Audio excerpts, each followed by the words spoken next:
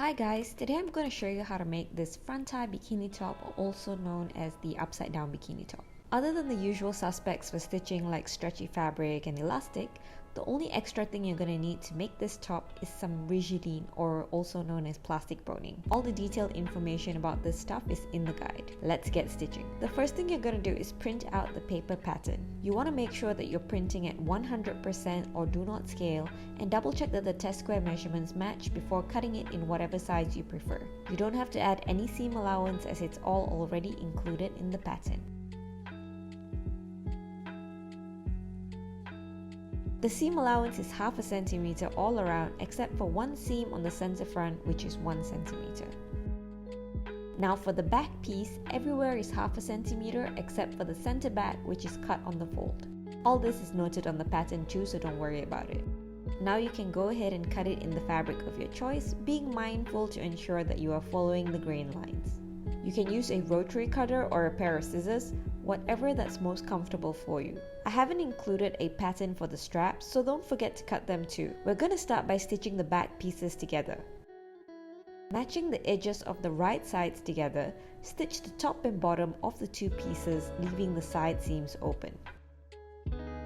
You can use a zigzag or overlock stitch here. Don't forget to add elastic to this piece. You'll end up with a piece that looks like this. Put it aside and we're going to start working on our front pieces. We want to match the back lining pieces to the self of both cups, right sides together, matching the edges carefully, and if you're double lining it like me, add that to the top of your self. We're going to repeat the same thing we did on the back, stitching the top and the bottom part of the two pieces, adding elastic but leaving the center front and the side seam open. We're doing multiple layers here, especially if you're double lining it like I am, so take your time and make sure everything is stitched together perfectly. If you're making your own straps, now is when you'd make them. Just match the right sides together and stitch them on the edge and add elastic after. You can also use elastic cord instead of making your own straps if that goes better with your overall design. The measurements for the strap length is in the guide, and for reference, my straps are 2 centimeters wide with seam allowance.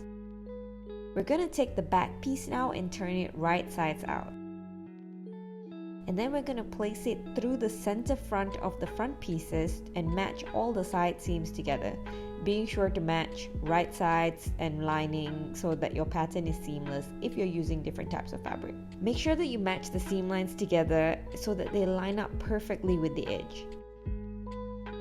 I like to do a little hand stitch here so that it doesn't move too much when I overlock it later.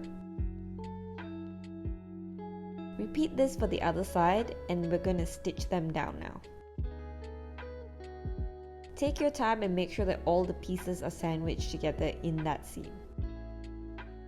Now we're going to add boning to the side seams. Cut the boning out to the length stated in the guide for your size. Usually these bonings come in a roll, so if it's curved, just lightly press it with the iron on low just to flatten it out.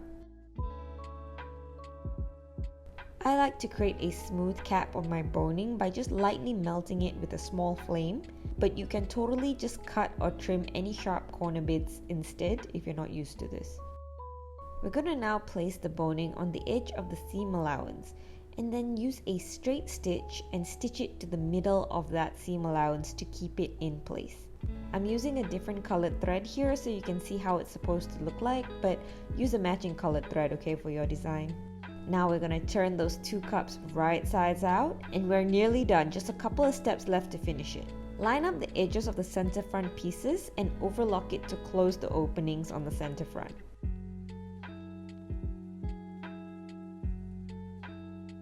When that's done, fold the seam allowance to the inside towards the lining, about 1 centimeter. Pin it down and do a straight stitch 1 centimeter from the edge to create some strap channels. This is how it should look.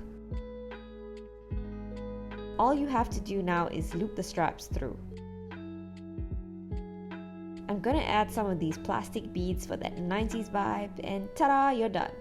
You can adjust the coverage and tie it many different ways to create your own signature look.